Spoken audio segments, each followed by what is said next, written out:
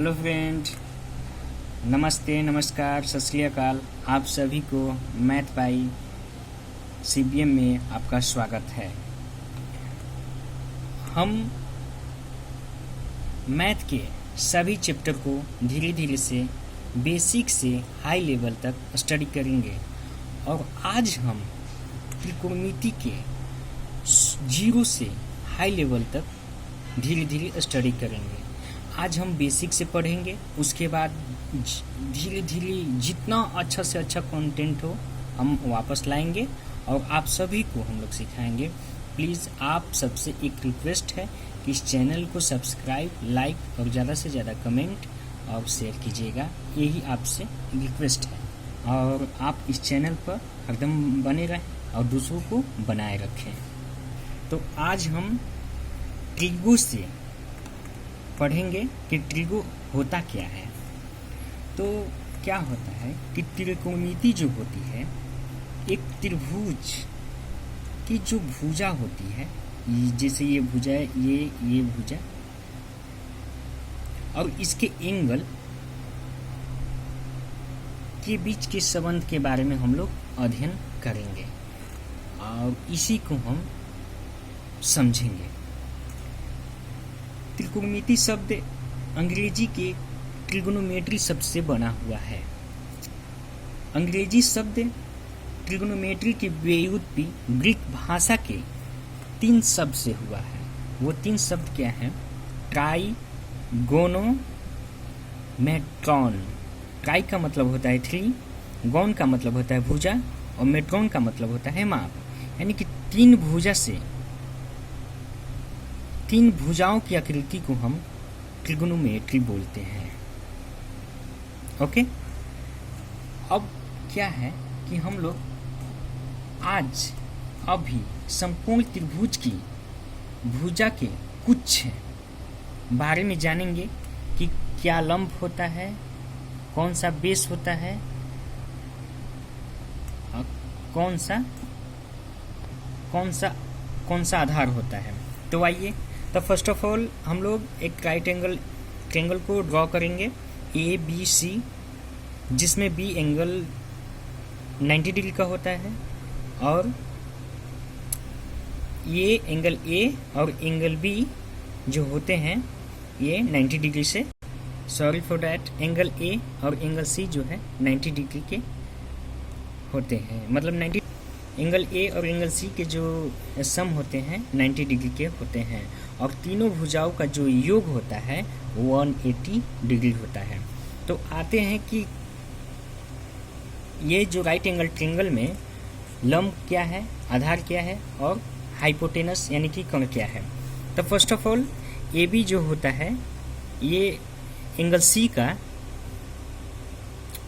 तो आगे आते हैं।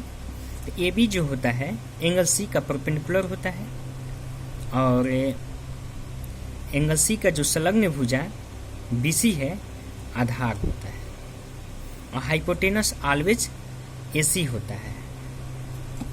और उसके बाद जो एंगल A से हम ले चलेंगे तो एंगल A के सामने का जो BC है वो लंब हो गया और AB आपका बेस हुआ और AC जो हुआ हाइपोटेनस से।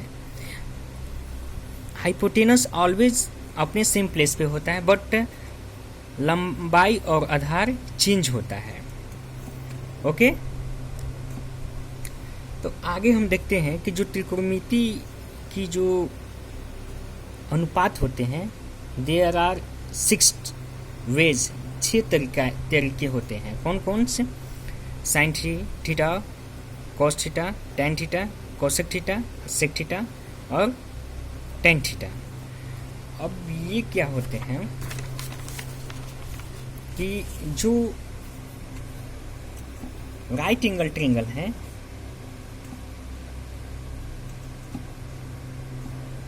त्रिकोणमिति में 6 रेशियो होते हैं।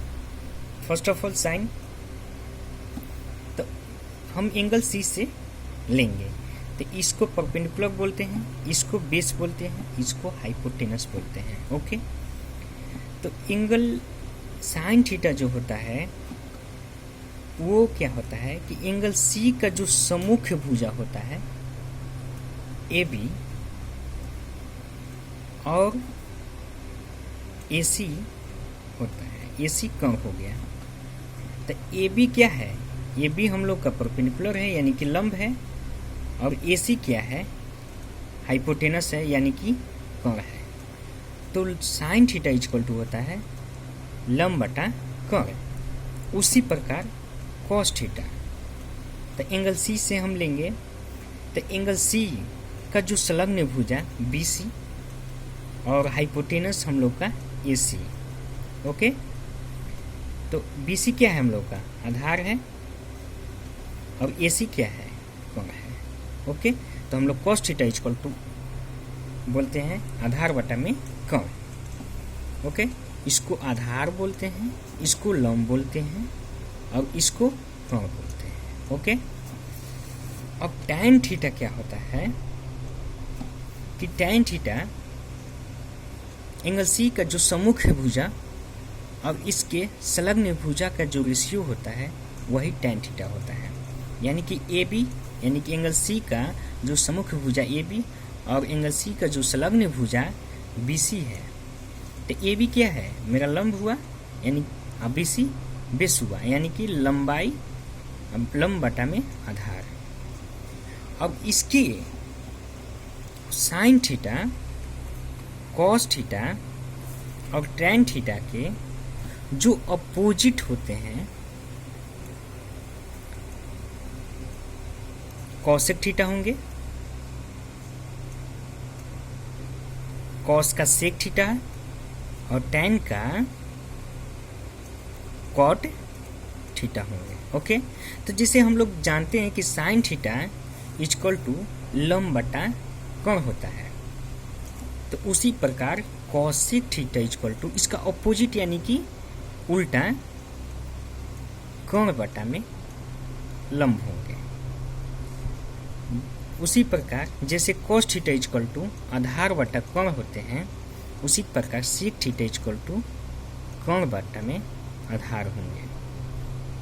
और जैसे टैन थीटा इक्वल टू लंब बटा आधार होता है, उसी प्रकार कॉट थीटा इक्वल टू आधार बटा में लंब होंगे। ओके, तो आज इतना ही हम लोग जानेंगे, और अगले नेक्स्ट चैप्टर में और बेसिक से अच्छे से अध्ययन करेंगे, और साइन थीटा के जो अपोजिट मल्टीप्लिकेशन जो होते हैं क्या होता है उसके बारे में हम लोग अच्छे से जानेंगे और बेसिक वे में जानेंगे। तो प्लीज़ आपसे अनुरोध है कि इस चैनल को मैथ बाई सीबीएम को सब्सक्राइब, लाइक और कमेंट कीजिएगा, और ज़्यादा से ज़्यादा शेयर कीजिएगा। धन्यवाद।